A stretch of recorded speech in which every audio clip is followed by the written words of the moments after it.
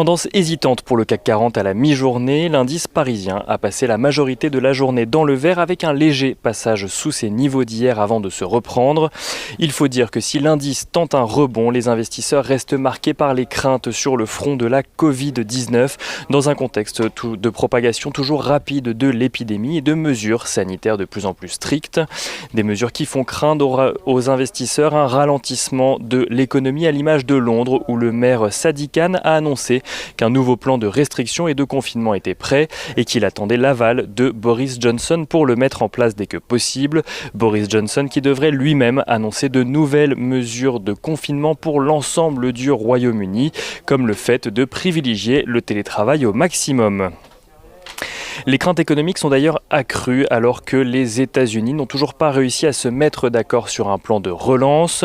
L'empressement de Donald Trump à vouloir nommer un successeur à Ruth Bader Ginsburg à la Cour suprême fait craindre que cela vienne retarder encore l'accord au Sénat pour le plan de relance, puisque c'est aussi le Sénat qui doit valider cette nomination stratégique pour Donald Trump à un peu plus d'un mois des présidentielles. Du côté des banques centrales, alors que la BCE évalue son programme d'achat d'obligations face à la crise, le fameux PEP, Jérôme Powell doit lui s'exprimer cet après-midi devant la commission des services financiers de la Chambre des représentants.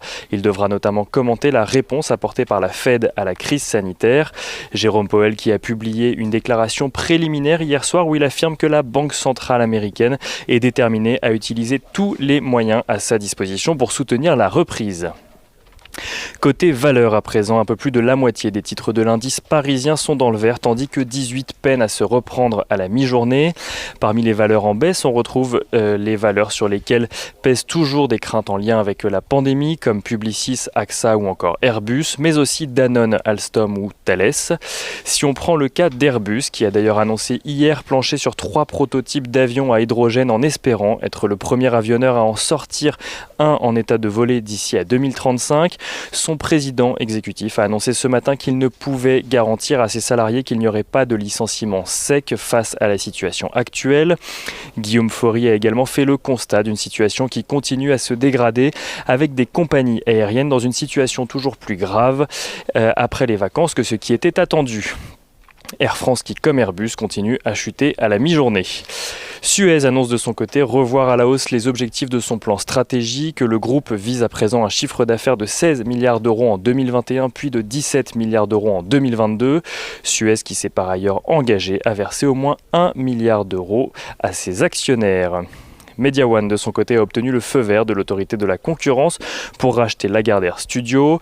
Mediawan qui a d'ailleurs fait état hier soir de résultats en baisse et qui prévoit une baisse de 20% de son chiffre d'affaires sur 2020. EDF, à l'inverse, rebondit grâce à Morgan Stanley qui relève son objectif de cours de 13 € à 16 € tout en maintenant sa recommandation à surpondérer. Et on finit avec le pétrole qui repasse juste au-dessus des 42 $ à la mi-journée. L'euro-dollar de son côté s'apprécie à 1,1750 $ pour 1 euro.